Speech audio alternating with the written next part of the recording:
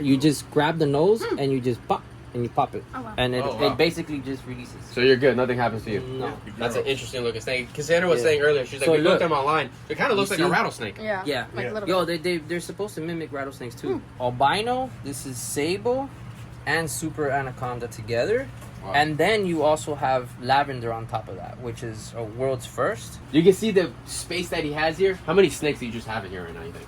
But to be honest, I don't even know. What is going on, everybody? Welcome back to another video. Today we're not at the ranch. Today we're at another facility at Exotic Fire Hogs. And we got some really cool things to do and see. But we also brought some quail too. We brought some day-olds. We brought some incubated quail eggs from Blake's Exotic Feeders. And let's go see some snakes here. All right, so we got birds and exotics as well. And we have Estlin here. We're going to let him take over the show. Let's just figure all this out. We're going to have some fun. Do it. We specialize in hog-nose, western hog-nose, but we also breed several species of hog-nose from South America, from Madagascar, and everything else. We also have small boas, which quail work good for small boas. Oh, yeah, boas there too. Brazilian boas. Okay. We have rainbow boas, we have viper boas, we have a lot of stuff that eat ground-dwelling animals, which is good because diversity is key. Definitely. And for hog-nose, it's definitely very nutritious. One of the things that I like about quail is the fact that when females are laying eggs, it's good to give them protein, and it helps them, building more eggs. It doesn't take a lot of space, so if you're not feeding a big meal, they have more space for eggs, which is always good. All right, so before we do anything, you can see the space that he has here. How many snakes do you just have in here right now, you think?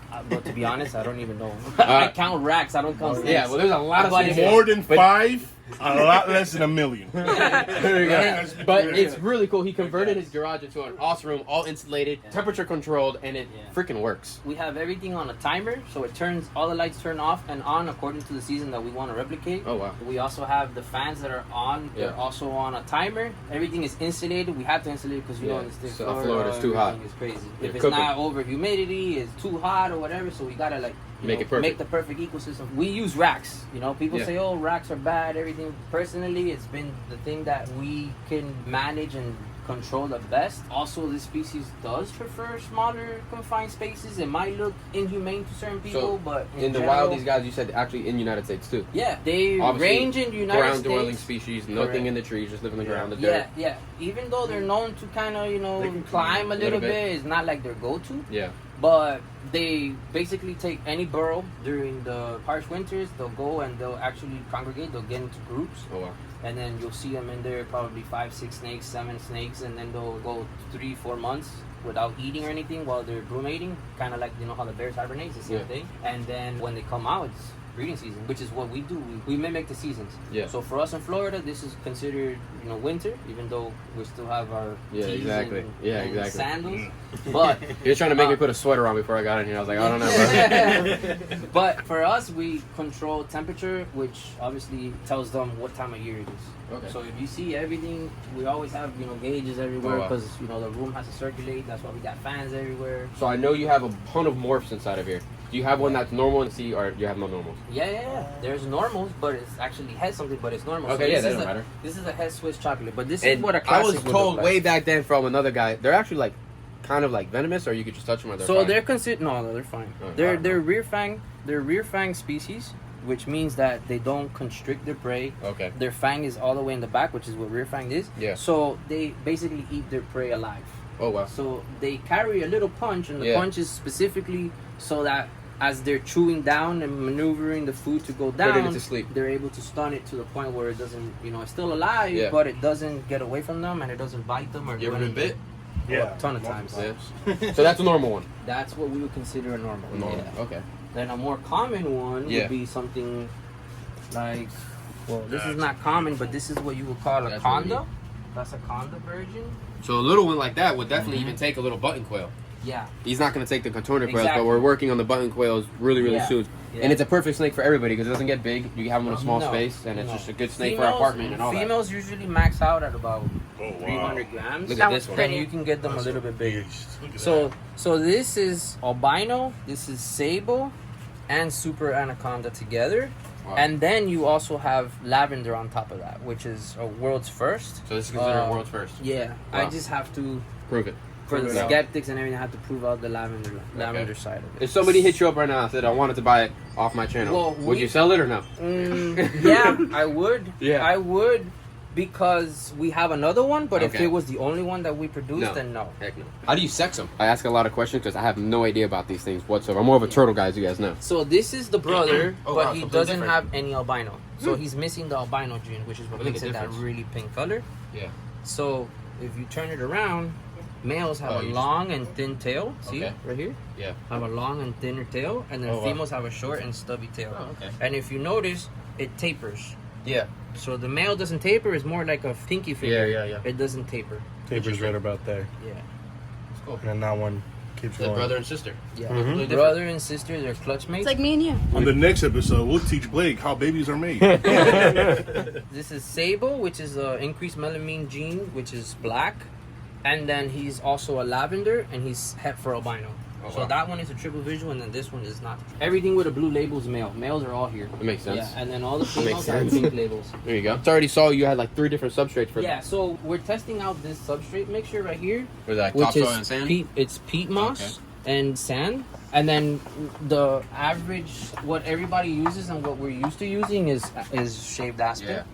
Shaved aspen has worked for us, but we always try to incorporate new things, and there's always a better way of doing things. More At least we feel. Yeah. And that kind of helps everything. So this is what the actual sable gene looks like, so you have an idea of what. Oh wow. So that's what a sable. How gene old would looks this like. snake be? About like a year? He's 2.5 years old. Oh wow. He's proven breeder already. Oh wow. Yeah. So So he's an male that adult. size ready to go. He's an adult Got male. nice. The bottom is like that. Yeah. It's crazy looking. Yeah. So he's an adult male. It's nice. That's like the average adult male is about that size. So the females obviously get a lot bigger. So it's Yeah. kind of like I remember my friend back in the day. It's like the ball python, same thing. The males are small, the females are a lot bigger. Yeah, so the reason for that, they're sexually dimorphic, and the reason for that is because males don't have to carry eggs, only females do. Makes sense. So females can lay twice, up to 2 to 3 times a year, and they lay up to from like 12 eggs, 8 eggs, up into 20 something eggs at a time. So they have to, be hefty. And never mind, that was So that was this a is stupid what- question I was about to ask. So this, What? I'll here tell you stupid. I was about to say while he's talking about eggs, I was like, oh, do they give live birth or lay eggs? yeah. That was the question. I So was this about to is say. what an average. Holy moly. This is the size of an average female right here. And that's Oh, wow. normal color. Yes, Yeah. this is a wild type. That's She's a- actually het for 3 different genes, though. Oh wow, so you produced her? Yes. Awesome. That's pretty. Yeah. That's an interesting looking snake. Cassandra was Yeah. saying earlier, she's like, So we looked look. them online. It kind of looks You like a see? rattlesnake. Yeah. Yeah. Like Yeah. a little Yo, bit. they're supposed to mimic rattlesnakes too. So they hood up too. They Oh, hood wow. up, yeah. Kinda They hood up like and they Yeah. and they hiss and they do That looks lot like a of venomous other snake with a stuff. weight Yeah, of it horse does. and everything. Yeah. Feel the scales. You see how the keeled scales are? Yeah. And the reason for that is because when they dig, it allows them to grip and keep going. Okay. So here you could feel the keels. It's kind of like you felt the iguana tail before. Okay, yeah. So when they whip you, it's kind of rough. So if Yeah. you go up, you could still feel that it's rough. Oh, wow. But that's what they they're designed to do. They're designed to burrow.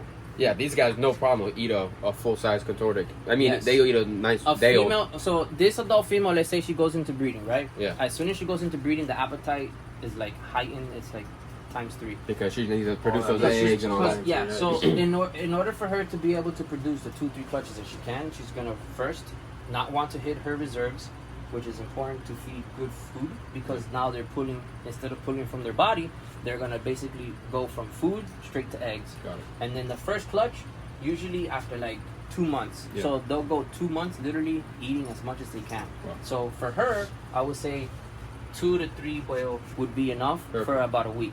And then you go the next. So they're gonna start going through it once they go. Correct. Oh yeah, wow. Yeah. This girl right here would eat about 2 adult mice every Yeah, I was gonna 4 say. days. Okay. But you While can mix breeding. it up if you wanted to as well. Correct. Yeah, that's what I would do. I've done it in the past. Yeah. It was just And you had good it was- results with it I too? had great results with it. The problem was that it was difficult. So we're firm believers in the fact that you are what you eat. Yeah. And it's been proven to us Yeah. where we fed the most readily available, affordable meals, and we've had problems with bacterial, we've had problems with snakes crashing. Yeah.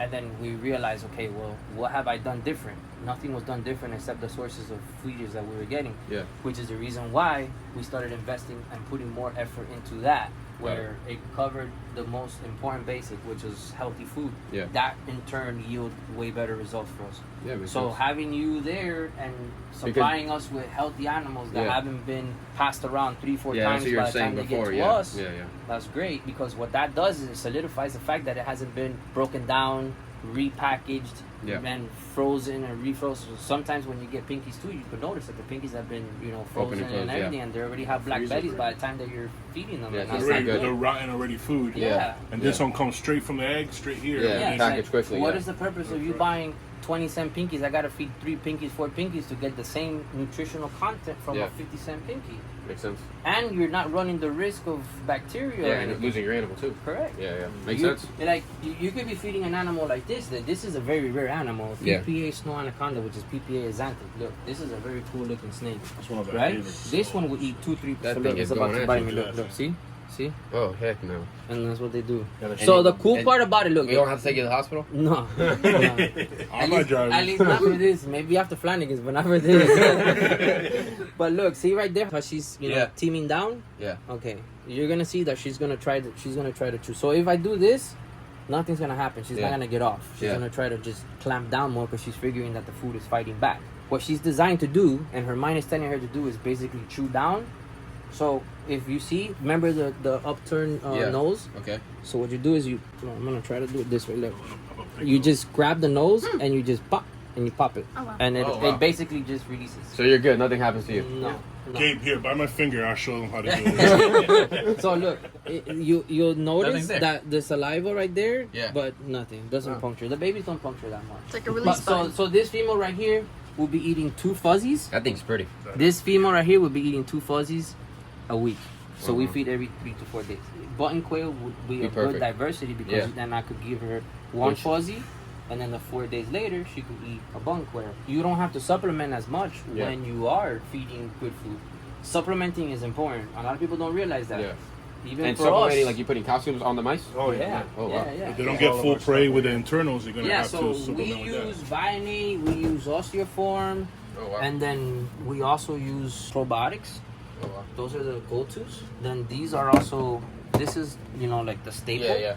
These are the staple, everybody who's been around reptiles knows what that is. I know what that is. We had those. Yeah, everybody should. It's like every Floridian has a Flanagan's cup in their house. It's the same thing. Every reptile person. Yeah, exactly. That's how people measure the dog food. That's what they use when they're going to clean the house. When they're going to go, they come with fabuloso with that shit over the house. Exactly. Yeah. So, females that we're keeping back are in this rack. Okay. An example. These guys were produced last year, 2023. These girls are from... That one's pretty. Yeah, these girls are from 2022s. Oh, wow. So we don't power feed our females because the bigger the female, the less productive they are. Okay. Unfortunately, this is a species that can really get fat. It can get very obese. And people associate, for some reason, is a common misconception where they consider an obese snake a healthy snake. This snake is not one. It's so easy to get them to actually overeat because they're constantly trying to eat that you run into that issue. For example, look, she's already surfing because since she heard us moving around, popping she thinks bins, it's food time. watch. Oh yeah, ready to go. See? Yeah. And she's reactive to everything. Yeah. She's reactive to everything. See? That's what they do. Searching. They don't have very good vision. Yeah. But they track very well. Yeah, they're gonna taste in the air, going crazy. She's tracking. Mm-hmm. So this female right here, like I said, is a 2022, so it's only a year. So she won't be able to produce them for another year or two. No, we try to wait. We like maturity over anything. So some snakes could be a year old. I've sold snakes and I have siblings where I sell it to people. And they put a male right to it. They're feeding the bottom of the barrel feeders, which is usually fed, high fat food like dog food and everything. So it gets the snakes big and fat fast. They get these things dog food? No, what they do is that they feed mice dog food, and then they bite those mice, and then in turn they're getting gut loaded with dog food, which is high in fat, and then literally the snake grows big, and they're like, "Oh my God, look how big!" Oh, and then they send me a picture of it, 250 grams. It's literally a year and a half old. I'm like, what the hell? What are you doing? I'm like, what is this? Overfeeding, And then I show them pictures of the sibling, and then they're like, "Are you feeding that enough?" I'm like, "Yeah." And then they run into issues breeding, and it's not the bloodline, it's it's the health of the not animal. two snakes are raised the same. These are more animals too. So you can see we have different bedding here because what we're doing is we're trying to run a trail period on some of the babies, some of the subadults, and some of the adults to find out what is actually better. So how many years have you been doing this? I've been doing Louis this. always comes back with the good questions. The Hog-nose alone, 8 years. So I find it fascinating. After 8 years and all the success you've had, there's still never an ending of like, this is it. This is the recipe. Like you're always still growing to get that better, healthy animal, better production, live longer. And that from as long as I've known you for almost 20 years, it shows the quality of work over the years and always exploring something. Because most people, they get to a point where they have babies and like, all right, that's it, I won. Yeah. But there's always just a little bit more. That's the thing, bro. That's the thing. I think true passion the too. Responsibility of becoming a legit breeder at the full extent of what it means. I feel like most of the people who are breeders are not really breeders. They're more breeders with the intent to turn things into a business. I scaled it into a business, but I never lost sight of the fact that I'm responsible to give them everything that they would have in the wild or better. So I don't skip on the fact that my responsibility is this. I don't think that at the end result of producing babies is that's it. My responsibility. You see it as a life, not just a dollar sign. Correct. Which makes a world of difference. Correct. To get to this level with this quantity, Exactly. the money you're spending to this room here is climate control to the T.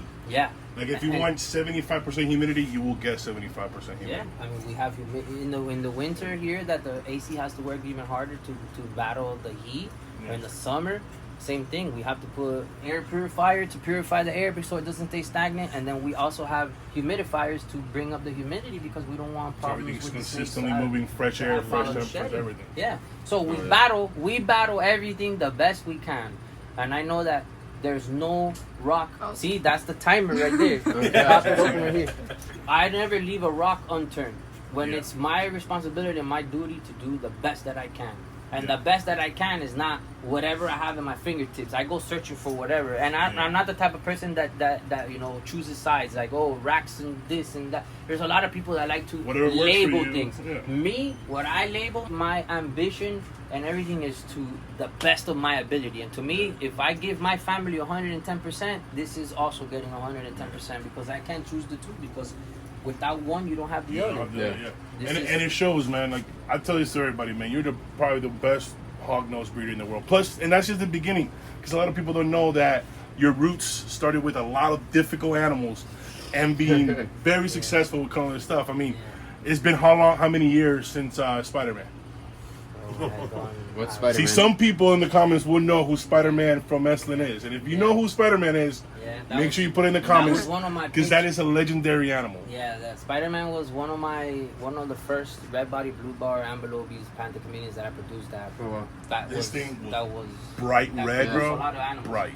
I've always been the firm believer that it's not about having a big collection, but it's about having a diverse collection and a strong foundation. Quality if you have quality in, quality out. If you have a strong foundation, and if you're trying to get into this, or you're trying to get into any species that you're getting into, as long as you invest in the right people and you invest in the right animals, your foundation is always going to be able to handle whatever amount of expansion you're going to go through. Yeah, makes sense. Always, because you deal with that too in your ranch. You're not going to buy an animal that's frail just because they gave you a good deal. No, definitely not. It's not worth it. It's not worth it. You're going to have God so forbid much... something happens, and then what? Now you're risking the rest of your collection because you because you can't pass up on a great deal. Just for a discount. Yeah, and you know that you got to pay the penny. If you don't pay it, you ain't going to get something good. A great deal is not usually a good deal. No, it's not. There's some type of something going on. There's always some strings and then attached. everybody wants to be cheap and get something cheap, and it just doesn't work right. Exactly. You gotta pay money. You gotta spend some money sometimes. Unfortunately, people don't want to see it as a dollar sign. I don't see it as a dollar sign, but I also understand the investment quality into certain things. Like I have the long term future. I have hog-nose for just about anybody. We have hog-nose from $150 that could go up to a couple $1,000s and more. Yeah. But you have to understand as a breeder, the person that you're dealing with and what they would feel comfortable with. You never want to oversell something to somebody just because it's making you rich. Yeah, makes sense. That's where you have to be ethical. And right now, a lot of breeders aren't ethical. They're not ethical with their practices. They're not ethical with their marketing. They're not ethical with none of that stuff because everybody's turning this into a business. Just because it's the up and coming species, everybody feels like they can turn this into a business, and you can't. Because at the end of the day, the more that you produce and the more stuff that you take it, like you want to take it to the next level. If you raise it too much, you know what happens. Yeah. You start getting this into the hands of the people who don't care, and then they end up suffering. Yep. Which is sure. It happens. And it happens all the time. In reality, we have every single gene that exists that's actually proven. There's some genes that other people have that we're helping prove out and also haven't been proved out yet. So generally, every recessive and some of the incomplete dominance and dominant genes that are out, we have.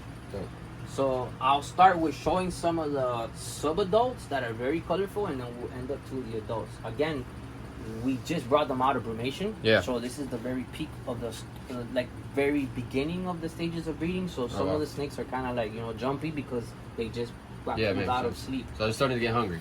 Correct. So this is one of the cool ones. I'm hungry too. So this is one of the cool ones. She's a sub-adult. She's a year and a half old. So this is a sable, which is that black increased melamine gene snake with albino and super conda. So when she has a clutch of eggs, every single baby will come out probably something different. Well, if I were to breed her to a normal, let's say I bred her to a normal, everything will be conda pattern because this is a super form. The pattern that's look like that is a super form. So everything will be reduced pattern.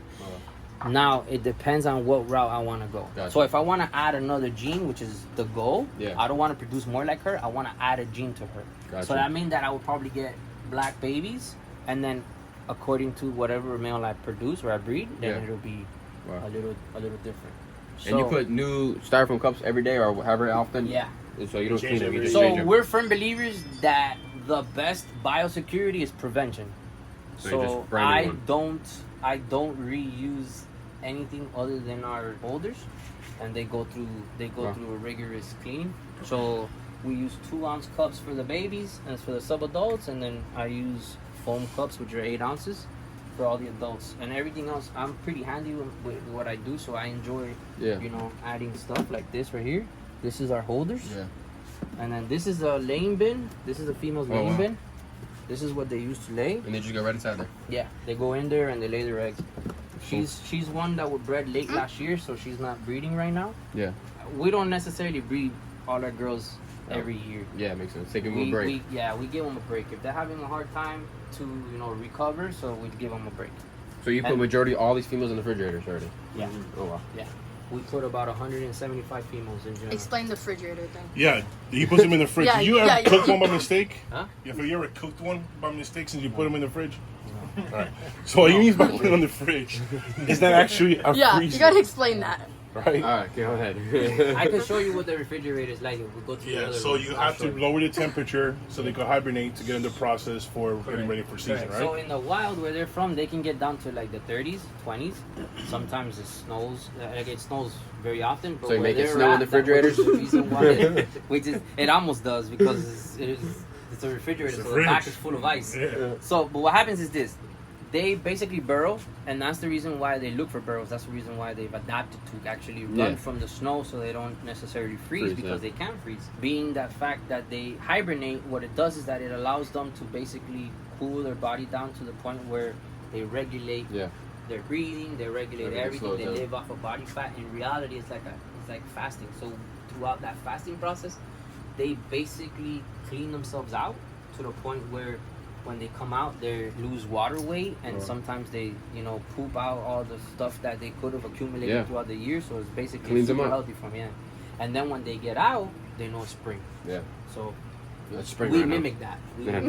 We put them in the fridge. We bring the temperature down to 45 degrees, and we basically have. They stay in there for how long? They stay in there for 2 months. Oh, wow. So this is from our refrigerator. See, they all have numbers. So we use Inkbird product. This is what we've learned to use. Inkbird reached out to us and told us that, you know, they had a couple products that we should look into. We spoke to them and they sent some stuff out for us. And let me tell you, I'm super happy with the product. Cool. So basically, they have Wi-Fi thermostats, and those are wireless thermometers. They have an app. Through the app, you could literally gauge and control your thermostat. So every refrigerator has a wireless thermostat, plus it has a thermometer at the bottom. So I gauge the top and the bottom. And then if the temperature dips or goes above the set temperatures, which is for us, we want 45 degrees to 50 degrees. Yeah. If it goes above 50 degrees, it lets me know. It sends me a text. If it goes lower, it sends me a text. Neat. So if it goes lower, and I could, you know, raise it with the app. Yeah. That's neat. It's connected to Wi-Fi. See, at the ranch, we figure out the temperature depending if Blake is wearing socks or not with his nails. If he's wearing socks, it's a little bit too chilly. If I'm wearing a sweater, we're freezing. Yeah. So we do the same thing. We do the same thing with the thermostats in here too. It's awesome. If that fails, we use So the front is usually right now. None of the girls that came out have heat because they just came out. So I don't like putting them on heat right away. I let them go for like about a week so they can warm up. Heat pads is out of here. Yeah, all of these racks have heat on the bottom. Oh, okay. If you look at the back, they all have heat. So the front is gonna be, the front is 77, and then the back is usually like 84, 85. What is the average digestion from food to poop? So let's say Food to poop. So let's say you feed a female a medium meal, like a day and a half, they'll already start pooping. That's pretty fast. Fast metabolism. Very fast. That's the reason why See, it's with easy. Gabe, it just depends what he eats. Sometimes it's instant. And if there's a bathroom around there handle now. myself. If there's no bathroom, he has to hold it. Yeah, But if there's a bathroom, it's easy access. That's it. Running it. All the adult females are pretty much on the bigger bins, and then these are all babies, and then these are all the sub-adult bins. Okay. This is one of our favorites here, Lavender Oh, wow. Super Conda. She's actually in shed right now. So a Lavender Super Conda is actually really good. They're really cool, and they have purple bellies, but she's in shed right now, so she's not. happy camper. Yeah, she's stressing out. She's letting you know. Put me not back. with it right now. Yeah. Let me see if there's another one. Oh, they go all the way down to the bottom. Yeah, they go all the way down. Yeah, so this holds 18 tubs. Wow. 18 tubs. So this is another cool one right here. This is another cool one right here. She's already looking to eat. This is a toffee. This is actually a RBEs, which is a pastel toffee. Anaconda female. So yeah, that's where they get the toffee, and then it has paradoxing. Oh wow. Yeah, they always have paradoxing scales. Some on the top, sometimes on the bottom. But that's pretty cool. That's a cool gene too. These are actually paired. These were the first ones to be paired. So this is Sable PPA. It's crazy male. how small the male is. To the female. This is the PPA Sable male, and then this is a Sable Anaconda female. She's already 3 years old, so females don't all get big. Okay. This is on the smaller side. Yeah. So she's about 180 grams. That's a smaller male, but believe it or not, the smaller males seem to be the better breeders. Yeah. The bigger the males, it seems like the lazier they get. And you might get one female to produce with a big male, but then these little guys will go to 2-3 females. And it's weird because you would figure it would be the opposite, but in reality, it doesn't transfer over to that. So she's an Arctic albino anaconda. She's got more yellows. She's had for 2 genes. So she's had for Sable, and she's also had for Azante. If we're lucky and we hit the genes, we might hit some world's first on this female. This is what we're hoping for. She's also produced in here too. She's been produced here. She's a pretty cool female. She's a green toffee. So they're just all hungry right now. Yeah, because they just came out. That's so she's a green toffee. It's Super like coffee. Conda. Yeah, she's a green toffee. I know, but it sounds like coffee. Yeah, Toffee. So this is Blake's already in Benti Trenta mode, so this is one of the genes that is very popular because it could get put into a lot of other genes and other stuff. So it's a good combination. This is another favorite for people, and she's another smaller girl. Yeah, cool. This is a snow conda. So this is a Xanthic, anaconda, and albino. She's also purple line. And she's also purple line. Purple. That's so why she's pink. generally, if she didn't have purple line, which is a saturated red line of albino, Yeah. she wouldn't be as pink. She would be more purple. Yeah, more like a lavender looking color, not pink. So It's neat. A lot of snakes. It's crazy. Look at them all. Nice. Just open one all up. the babies. Oh, there's a thingy there. Yeah, maybe don't just open them Fair up. enough. childproof, bro. Yeah, I see It's that. childproof. This is something How do you that a lot open of it? people like too because Blake's they curious on how you open They it. I like just saw the that, I just saw greens. They like the greens, so this is a nice little green one. That's cool. That's pretty. Yeah, this is a nice little green one. So this is a lavender super conda too. See her, she's already trying to eat. Oh yeah. So this is what the lavender super condas look like. It's And crazy, all she's- different colors. She's actually a yearling. She's only a yearling. So we don't power feed our females because we don't want them to get 400, 500 grams. The Yeah. bigger girls don't produce that well. So we like consistency, and it seems like that's been the most consistent for us. This female just shed too. Oh wow, look at that. So she just shed. She's an albino, and she's also het for. She's also het for You scared? leucistic, and she's paradox, which seems to be something that a lot of people are aiming for when it comes to the leucistic. So we're hoping that she proves out to be het for. It's usually those Half a weird Lucy and Samboa guys that want everything to splash and be paradox. So look, this is the reason why we like to try different things. This is a full shed, Perfect shed. and this is actually very difficult to get after brumation when you brumate the way we do because the refrigerators dehydrate the snakes. But again, since we weren't afraid to try new things, we were able to find a system where it's humid enough in there so they Yeah. don't dry out, so that when it they comes come out and do their perfect. first shed, they don't have a So problem. that's proof that it worked good. Exactly. This is what we look for. Awesome. That's why we're not afraid of trying new things, because if Yeah, the you have result to. sticks, it's Perfect. great. Yeah. Keep on going. And then we also, you know, problem solve a lot of. We help a lot of people, Yeah, that's good. and a lot of people don't necessarily, you know, they lack a lot of common sense, and they God, can that thing read is so and it small. doesn't work. So this So what is is a that little thing eating? This is a little Lucy. This is a leucistic. So these guys have a pretty cool history. They were found in a national park. Wow. After the person had it for several years, the actual visual animals got confiscated by their wildlife because they figured out it came out of a national park Yeah. that was protected. And then That's they cool. got sent to a zoo. The zoo unfortunately had issues breeding it, reached out to breeders that were already working with the species, And and they then got 'em. they turned into a bidding war at that point, from what I'm told. I Yeah. wasn't part of it. This is, Yeah. you know, it's stuff a that's been folktale. said. Yeah. And then Yeah. they ended up bidding a couple $100,000. I think it was Oh, like wow. 500,000 or something like that for the project. And then they ended up producing with it because they were about to lose it. Hear that, And you then guys? they It was ended just up- quick little thing. Sometimes zoos, most of the time zoos, have no idea what they're doing. That's why the private people really put their hands into it and study the heck out of things. And that's why private people need to be around. Well, And they're all trying to kick the private people out, and it makes no sense at all. Yeah. Well, if it wasn't for that, they Why would did have they lost the leucistic. We wouldn't have. Like, I wouldn't be able to have that. Yeah. Because they were losing them. Crazy. They ended up catching something that's very common when you keep them too wet and dirty, where they end up getting like basically welts on their body. Wow. You know, And fungus. there's sores, and that's basically what it is. And they were saying, oh, it's because the leucistic gene is weak, blah blah blah. But then when Not the true. breeder went over there and realized what was going on, he tweaked it. Told them, look, you guys doing this wrong, doing that wrong, do this, do that. These are just suggestions.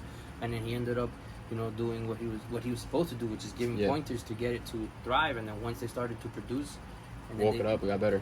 and then that's how, you know, it made it Yep. to public. What is it one of those animals going for? They were going for 25,000. Now, you can get them for like $4 or $5 grand. Still great money. One Yeah. Still Cape awesome. Buffalo for one of these. Yeah, right? Ready. That's so cool. this So that's has a paradox. paradoxing. Yeah, this one has paradoxing.